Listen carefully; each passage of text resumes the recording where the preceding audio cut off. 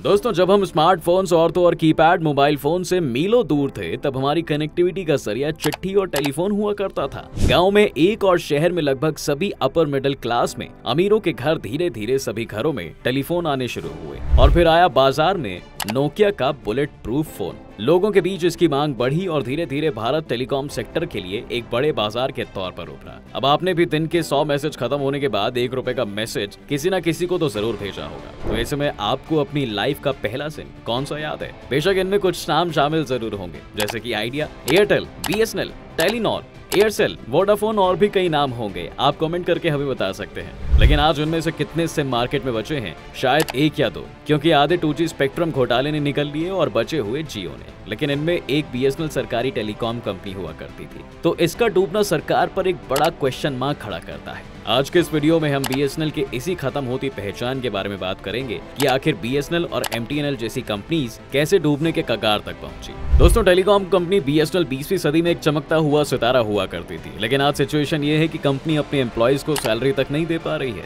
एक दौर ऐसा था जब BSNL एक ऐसी कंपनी थी जिसके ग्राहक उसके बिना नहीं रह सकते थे। बाजार पर BSNL के मोनोपोली थी और पॉपुलैरिटी का मंजर ये था कि जब प्राइवेट कंपनी अपना सिम 20 से 25 रुपए में देती थी, तब BSNL का सिम 2000 रुपए में ब्लैक में मिलता था। लेकिन एक एक करके BSNL के कस्टमर्स उससे दूर होते चले गए और इसके लिए जिम्मेदार खुद BSNL ही था। जी हाँ, BSNL का गठन 1 अक्टूबर 2000 को हुआ था और आज भी ये मेट्रो सिटीज के अलावा पूरे देश में टेलीकॉम सर्विस और नेटवर्क मैनेजमेंट सर्विसेज दे रही है। ये देश में टेलीकॉम सर्विस देने वाली सबसे पुरानी कंपनी है। कई एक्सपर्ट्स का ये कहना है कि एक समय ऐसा था, साल 2007 से 8 में सरकार BSNL को करीब 7 लाख करोड़ रुपए की भारी रकम में बेचकर टेलीकॉम कारोबार से बाहर निकल सकती थी। लेकिन इस कंपनी की साल 2019 तक ये हालत हो गई है कि BSNL के लिए सरकार को राहत पैकेज देना पड़ रहा है। BSNL का नाम पहले दूर संचार सेवा विभाग था, यानी डिपार्टमेंट ऑफ टेलीकॉम सर्विसेज, जिसके बाद 1 अक्टूबर 2000 को इसका नाम बदलकर भारत संचार निगम लिमिटेड रख दिया गया, यानी कि BSNL। इसके साथ ही BSNL एक PSU की तरह काम करने लगा। इसमें सरकार का मानना था कि इससे BSNL की वर्किंग कैपेसिटी बढ़ेगी और ये प्राइवेट कंपनीज का मुकाबला ज्यादा प्रोफेशनल तरीके से कर सकेगी। दोस्तों, इसके बाद BSNL ने तेजी से एक्सपेंशन प्लान्स पर काम करना शुरू किया। BSNL की वेबसाइट के मुताबिक कंपनी ने 2000 में इंटरनेट, 2002 में 2G मोबाइल, 2005 में ब्रॉडबैंड सर्विस और 2010 में 3G मोबाइल सर्विस शुरू की। इसके बावजूद BSNL का घाटा लगातार बढ़ता गया। BSNL के पास 2000 में 2.8 करोड़ लैंडलाइन कनेक्शन थे, जो लगातार कम होते गए। बता दें कि BSNL की सबसे ज्यादा कमाई लैंडलाइन कनेक्शन से ही होती थी। लेकिन इंडियन बाजार में लगातार आते मोबाइल्स और स्मार्टफोन्स की वजह से लैंडलाइन की मांग कम होने लगी। साथ ही ये इतने हैंडी हैं कि आप इन्हें कहीं भी ले जा सकते हैं, इसलिए लोगों ने मोबाइल को चुना और इन सब कारणों से मार्च 2018 में कंपनी का घाटा बढ़कर करीब 8000 करोड़ रुपए हो गया। कभी सरकार और कस्टमर्स दोनों की चहीती BSNL दोनों के लिए बोझ कैसे बन गई, आइए इस बारे में भी बात करते हैं। लैंडलाइन कनेक्शन में कमी। दोस्तों, डिपार्टमेंट ऑफ टेलीकम्युनिकेशंस के आंकड़ों के मुताबिक देश में मोबाइल क्रांति जोर पकड़ने के साथ ही लैंडलाइन कनेक्शन में तेजी से गिरावट हुई।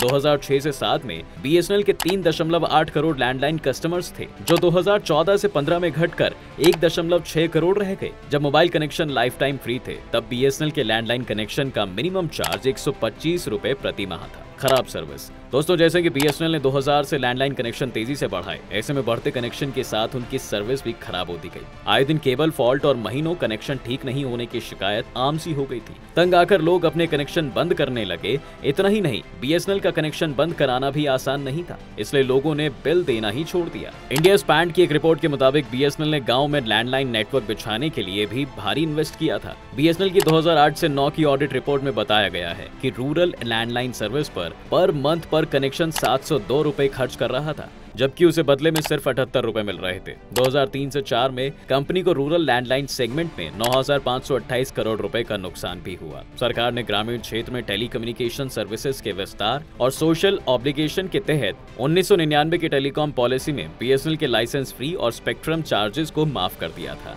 लेकिन इस छूट को 2006 से 7 में खत्म कर दिया गया। इसके बाद BSNL को हर साल 3000 करोड़ रुपए का घाटा होने लगा। इसी के साथ साथ टेलीकॉम इंडस्ट्री में एक दिन दिग्गज कंपनीज ने कदम रखा। जी हाँ, सही समझा आपने। हम बात कर रहे हैं यहाँ पर जियो की, जिसने इतना सस्ता मोबाइल डेटा और कॉलिंग सर्विस प्रोवाइड करवाई कि इंडियन कस्टमर्स अपने आप को रेसिस्ट नहीं कर पाए। लेकिन बीएसएनएल पर इसका खास असर पड़ा। अब तक बीएसएनएल के लैंडलाइन कनेक्शन बहुत कम हो गए थे और इनकी मांग मेनली ब्रॉडबैंड कनेक्शन के लिए ही थी। दूसरे मोबाइल ऑपरेटर्स की डेटा सर्विस के मुकाबले बीएसएनएल का ब्रॉडबैंड सस्ता और तेज भी था, लेकिन इसकी सर्विसेज अक्सर इंटरप्टेड रहती थी। ऐसे में जियो के तौर पर सस्ता ऑप्शन मिलने पर बड़ी संख्या में लोगों ने बीएसएनएल का ब्रॉडबैंड छोड़ दिया। इसके अलावा समय समय पर सरकारों ने बीएसएनएल के टेंडर प्रोसेस को धीमा किया और कंपीटिंग कंपनीज को फायदा पहुंचाया। यही वजह है कि बीएसएनएल आज इस सिचुएशन में खड़ी है। दोस्तों, एक दौर था जब बीएसएनएल एक नवरत्न पब्लिक कंपनी थी और एमटीएनएल की भी 2 मेट्रो शहरों के टेलीकॉम सर्विसेज पर मोनोपोली थी, लेकिन अब इसको 90,000 करोड़ रुपए से ज्यादा का घाटा हो चुका है। रिलायंस जियो और एयरटेल जैसे सक्षम दिग्गज निजी खिलाड़ियों के सामने सुस्त सरकारी कंपनी बीएसएनएल कहीं टिक नहीं पाई। अब करीब 1,76,000 एम्प्लॉइज वाली बीएसएनएल सफेद हाथी ही साबित हुई है और निजी कंपनियों के सामने इनका टिकना मुश्किल था। खैर, अब बात करते हैं एमटीएनएल की। तो दोस्तों, एमटीएनएल का गठन 1 अप्रैल 1986 को हुआ था, जब सरकार देश के 2 प्रमुख मेट्रो शहरों दिल्ली और मुंबई में टेलीकॉम नेटवर्क का एक्सपेंशन कर नए सर्विसेज शुरू करने और रेवेन्यू हासिल करने की सोच लेकर आई थी। MTNL joint venture United telecom limited यानी यूटीएल के साथ नेपाल में भी कारोबार करती है। इसके अलावा कंपनी 100% सब्सिडियरी के साथ महानगर टेलीफोन मॉरिशस लिमिटेड यानी एमटीएनएल के नाम से मॉरिशस में भी कारोबार कर रही है। 1992 तक मुंबई और नई दिल्ली में टेलीकॉम सेवाओं में महानगर टेलीफोन निगम लिमिटेड यानी एमटीएनएल की मोनोपोली थी। एमटीएनएल की बदहाली की वजहें भी वही थी जो बीएसएनएल की थी। जब बीएसएनएल और एमटीएनएल अपने टॉप पर थीं, तब सरकार के पास ये मौका था कि कुछ हिस्सेदारी बेचकर इसकी वर्क एफिशिएंसी को बढ़ाने की कोशिश की जाए, लेकिन तत्कालीन सरकार ऐसा करने में नाकामयाब रही। साल 2007 से 8 के पिछले शेयर बाजार में बूम के दौर में जब बीएसएनएल के आईपीओ लाने की तैयारी हो रही थी, तब इसका वैल्यूएशन करीब 100 अरब डॉलर, जो कि आज के हिसाब से करीब 7 लाख करोड़ रुपए है, आंका जा रहा था। तब वोडाफोन ने तत्कालीन दिग्गज कंपनी हच ऐसा को खरीदा था और हच ऐसा का वैल्यूएशन सिर्फ 12 अरब डॉलर किया गया था, यानी बीएसएनएल का वैल्यूएशन इससे 5 से 6 गुना ज्यादा था। हालांकि कई वजहों से आईपीओ को टालना पड़ गया। साल 2006 से 7 में बीएसएनएल की टोटल आय अरब 40,000 करोड़ रुपए थी और नेट प्रॉफिट 8,000 करोड़ रुपए था। 2007 से 8 के बाद से ही कंपनी मुश्किल में आ गई और अगले कुछ ही सालों में ये घाटे में चली गई। फाइनेंशियल ईयर 2012 में कंपनी को 9,000 करोड़ रुपए का नुकसान हुआ और कंपनी की आमदनी भी घटकर 28,000 करोड़ रुपए से कम हो गई, जो 2006 से 7 के मुकाबले 30% कम थी। यही नहीं, इससे पहले बीएसएनएल की आमदनी का 30% हिस्सा एम्प्लॉइज के वेतन पर दिया जा रहा था, लेकिन अब यह बढ़कर 48% तक हो चुका था। कंपनी को कैश का एक बड़ा हिस्सा बीएसएनएल को 3G और ब्रॉडबैंड वायरलेस स्पेक्ट्रम की खरीद में लगाना पड़ा। मिसमैनेजमेंट, पॉलिसी डिले और सरकारी दखल का ये एक बेहतरीन उदाहरण भी है। बीएसएनएल की बाजार हिस्सेदारी घटकर महज 9.21% रह गई और मोबाइल सब्सक्राइबर के हिसाब से सबसे निचले पायदान पर पहुंच गया। बाजार की बढ़ती मांग की वजह से कंपनी अपनी कैपेसिटी एलैबोरेट नहीं कर पाई। यह भी इल्जाम लगाए जाते हैं दोस्तों कि प्राइवेट कंपनीज ने अपनी राजनीतिक पहुंच का इस्तेमाल कर ऐसी पॉलिसीज बनवाई जिससे बीएसएनएल को भारी नुकसान हुआ। इसमें सबसे मेन एग्जाम्पल था 4G टेक्नोलॉजी काफी देर से मिलना।